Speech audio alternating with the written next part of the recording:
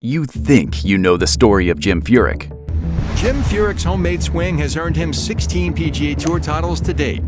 Furyk takes the club back with an out-hip turn and brings it straight up to the sky before looping around to make contact with the ball. The quirky swing, the consistent game, the record-setting rounds. But Furyk's career is more than just numbers and awkward mechanics. It's about defying the odds, rewriting the rules of what success in golf can look like, and doing it all with a swing that no one, not even his father, dared to change. In the small town of Westchester, Pennsylvania, a boy was born with the weight of a golf legacy on his shoulders. His father, Mike Furyk, was a golf professional, and by the time young Jim could walk, he was already swinging clubs at the local courses. But this wasn't the typical story of a prodigy groomed for stardom. Jim's swing, it was far from conventional. But despite its unorthodox look, Mike never tried to change it. Instead, he embraced it.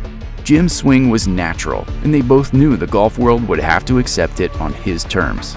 Jim Furyk wasn't destined to be the next Tiger Woods or Phil Mickelson. He wasn't a prodigy, and he wasn't flashy.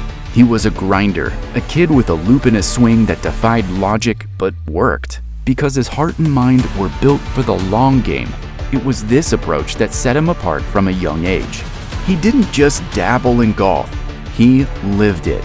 While other kids were out partying, Jim was learning the nuances of his unique swing at local country clubs where his father worked. When high school rolled around, he wasn't just the star of the golf team, he was a state champion, a kid whose consistency and mental toughness made him a force to be reckoned with. And yet, there was something unconventional, almost mystical about how he played. There wasn't a lot of power, but there was precision. When it came time for college, Jim didn't have the luxury of being a blue-chip recruit, but he had something other players didn't: a deep-rooted belief in his swing and an unrelenting work ethic. He landed at the University of Arizona, a place that wasn't known for churning out golf stars, but that was the point. Jim didn't want the limelight, he wanted results. At Arizona, he became a two-time All-American, a player who led his team to its first ever NCAA golf championship in 1992. He wasn't the kind of player who won on pure talent. He won with his mind, his strategy, his ability to control the ball. And just like in high school, no one dared touch his swing. His coach knew better than to mess with something that worked, even if it was unconventional. But if college was where Jim honed his craft, the PGA Tour would be where he made his mark. In 1994, Jim Furyk hit the PGA Tour with a chip on his shoulder and the same loop in his swing.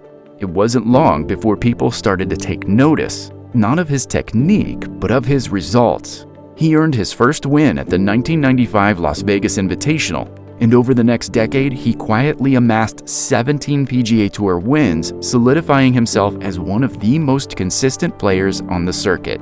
But consistency wasn't necessarily pretty. Furyk wasn't breaking records for longest drives or winning tournaments by double digits. He was methodical, meticulous, the kind of player who ground out a win by sticking to his game plan. While other players captured headlines with their power and charisma, Furyk built a career on something much less glamorous: grit. Then came 2003. The 2003 US Open at Olympia Fields was a watershed moment for Jim Furyk. The golf world was still in awe of players like Tiger Woods, and Furyk wasn't on the short list of favorites. But while others faltered, Furyk flourished. Over 4 days, he played with precision, setting a then record for the lowest 72-hole score in US Open history. When he hoisted the trophy, it wasn't just a win for Furyk. It was a win for every golfer who had ever been told their game wasn't pretty enough, wasn't powerful enough. Furyk's victory was about more than just a major. It was about proving that the game could be played a different way, his way. By 2010, Jim Furyk was one of the most respected players in golf. He wasn't a superstar, but he was a champion. That year, he captured the FedEx Cup, the PGA Tour season-long points race, and pocketed $10 million in prize money. It was the ultimate payoff for a career spent grinding it out, week after week.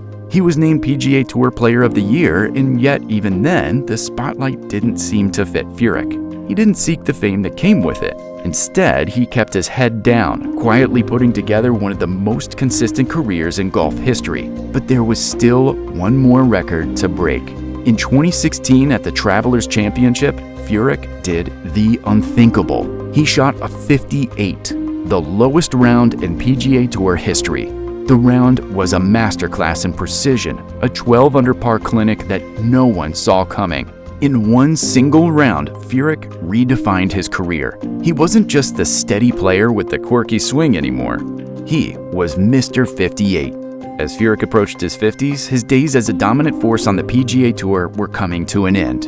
In 2016, a wrist surgery ended his streak of 47 consecutive major appearances. But Furyk was never the type to bow out quietly. When he became eligible for the PGA Tour Champions, he won his first 2 starts, proving once again that his game was built to last. In 2021, he won the US Senior Open, adding another major to his trophy case. But for Furyk, it was never just about the wins. It was about how he played the game, on his terms, with his swing, and with a level of determination that few could match. Jim Furyk's legacy isn't just what he accomplished on the course, but also what he's done off of it.